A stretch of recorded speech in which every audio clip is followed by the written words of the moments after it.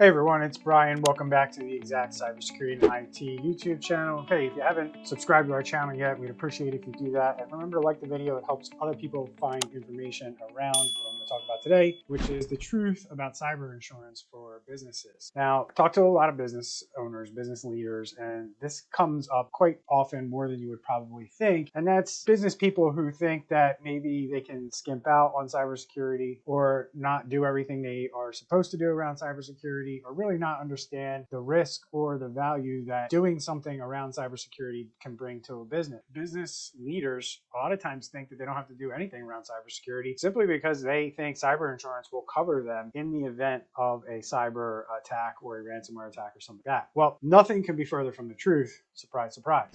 Now, what's going on here with cyber insurance is a couple things. I'm going to explain what businesses need to be aware of when it comes to cyber insurance in this video right now. The first thing I always tell people is you're not even going to qualify for cyber insurance if you don't do cybersecurity properly. The reality of it is that cyber insurance applications have gone from one-page things that you fill out, basic information about your business, to very detailed questions about what you're doing to protect data in your environment. I've seen cyber insurance applications go from anywhere from 7 pages all the way up to 15. And some of them require evidence, and some of them are requiring that they get to scan your network to see if you're really telling the truth. That's thing one. And if you're not filling out these applications to the insurance companies, what they would consider acceptable, they're not even going to write you a policy, which quite frankly is where most businesses should end up. But the person filling out the application really needs to know what is going on in your environment. And there's only a couple ways that you can determine this. And I'm going to say that those couple ways usually involve somebody who is either really smart around your network, around your IT, or you're hiring a professional that comes in, has the tools to determine where you stand today. Short of that, you're doing this wrong. If you have somebody who's filling this out and they're kind of just guessing their way through this application, that's going to lead you to situation number 3, which I'm going to get into next. Go through this with a professional who knows your environment, or who at least can run a tool on your network to get this information to verify that what you're saying is in fact true. Because if you happen to have a cyber event and you need to file a claim to get help with a ransomware event, so to speak, they're going to look at this application and then they're going to look at what you're doing on your network, and they're going to see if things match up before they decide, hey, we're going to pay this claim. There's 2 things about cyber insurance that you need to know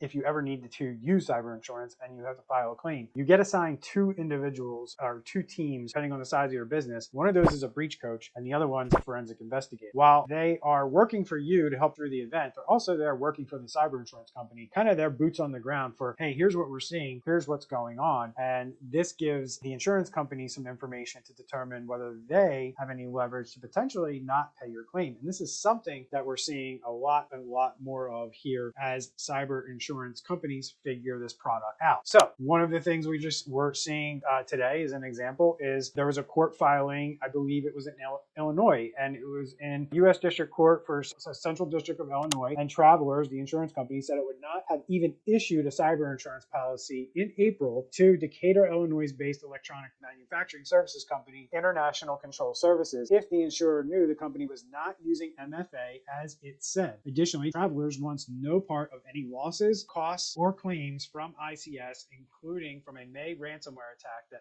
ICS suffered. So Travelers is trying to get out of paying this whole entire policy because this company misrepresented on their application that they were using MFA. Now, I can tell you, I have a lot of experience filling these cyber insurance applications out. The way that they word these questions are very, very good, that you can tell that lawyers have been involved writing these questionnaires for these applications, because the last bunch of ones that I have seen around MFA specifically have stated that you use MFA everywhere. And that's the key term, everywhere. Some people use MFA, and I've mentioned this before on the channel. You may use it on your computer. You may use it to have multi-factor on your email, or maybe some accounts. But at the end of the day, there's probably places in your business that you're logging into things that don't require MFA. And that is what Travelers is hanging their hat on. More than likely, the company maybe had MFA on their email. I don't know the situation. And maybe they didn't have MFA on the computers. And because the MFA wasn't on the computers, this was recognized, and Travelers decided, hey, we're going to fight this because of it. Now, there have been some recent cases in the pharmaceutical industry where I believe it was Merck, they countersued and won. There was a lawsuit against Merck. They lost initially, and then they countersued countersued and then they won. Look, Merck has deep pockets. I don't think ICS, this International Control Services, I don't think that they're going to have the pockets to go up against Travelers to try to fight this case. So small to medium-sized businesses, I don't think they're going to have the appetite to fight these, and they're just going to have to live with whatever this court rules. And like I said, these insurance companies are getting very good at finding the things that they need to find in order to deny your claim. So why do I create this video? Because this is the important part. I mentioned at the top of it that business owners are not doing the right things around cybersecurity. I mention that all the time on this channel and on my podcast. And a lot of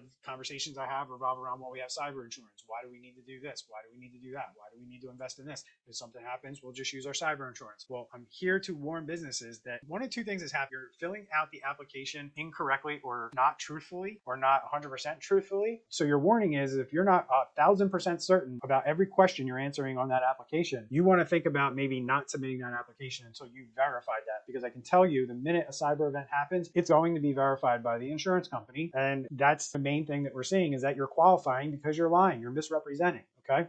Second thing is that if you have to be doing these things to get your policy, if you're not even going to qualify. You need to be doing these things to qualify. If you do qualify, you better be doing all the things that you say you're doing so that when an event does happen, you don't have a problem. Because we are seeing this throughout these ransomware events, throughout these attacks, that the insurance companies want to know, were you doing all the things you said you were doing before we proceed? And if they see anything that is questionable, they're going to put the brakes on and they're going to say, hey, we're pulling all our people out. We're not helping you anymore. Good luck. Hope you learned something from this video. I hope business leaders don't solely rely on cyber insurance if they can get it and if they have it, and get yourself a risk assessment, understand where you are, get help with this stuff, and get cyber insurance, but also work with a cyber professional on shoring up your data protection strategy in your business. And I'll see you in the next video. Take care, everybody.